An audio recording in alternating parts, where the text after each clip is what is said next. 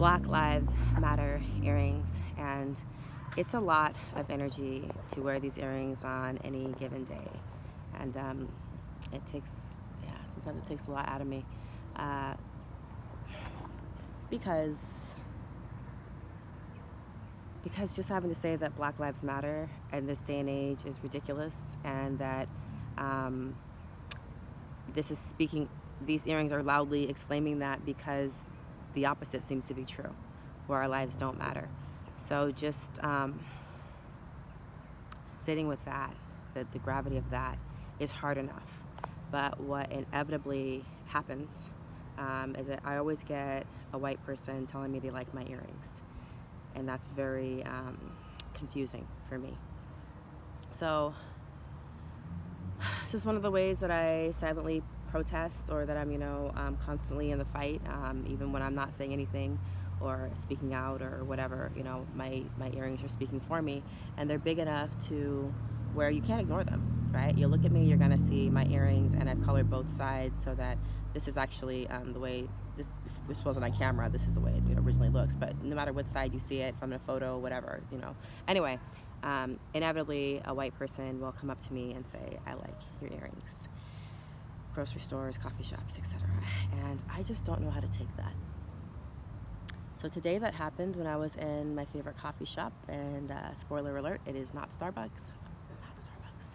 And this older white woman came up to me and said, I like your earrings. Not only did she come up to me, she totally invaded my space. She rubbed her arm up against my arm, and she's smiling. I like your earrings. As though these are just like some sequin covered, everyday earrings. And like I said, it's confusing. I'm not thrilled with when people do that. So I was like, I'll be happy when I don't need these earrings.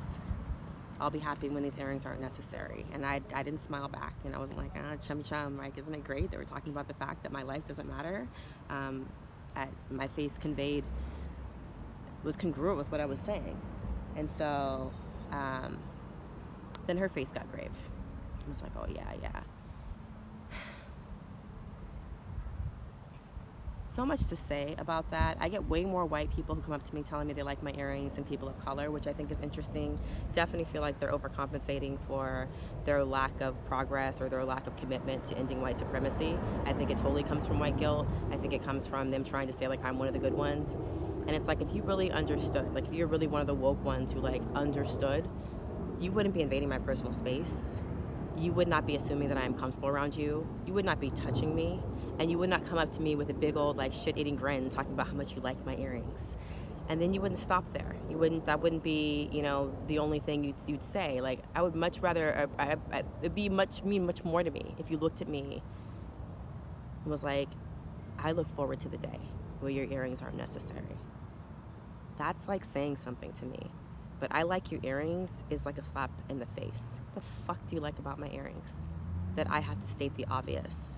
That my children have to see these earrings and ask me why I'm wearing them. Why is that necessary? What is there to like about these earrings?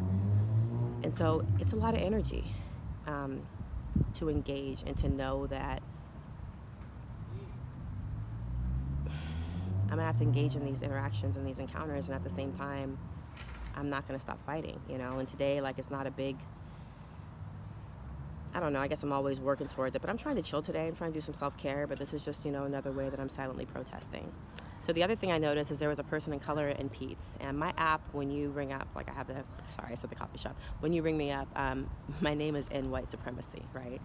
So whoever sees it, message to you, and say my name. But she didn't want to say my name. She wanted me to come up with another name, which I thought was interesting, because there was a moment where I just kind of looked at her like, it says my name right there. My name's in white supremacy. But she was deadpan. Now, I don't know if this is the case or not, but for some people of color, I feel like they resent you as another person of color when you remind them that they are still not free. When you remind them that regardless of the progress we've made, it's not enough. When you remind them that we deserve more.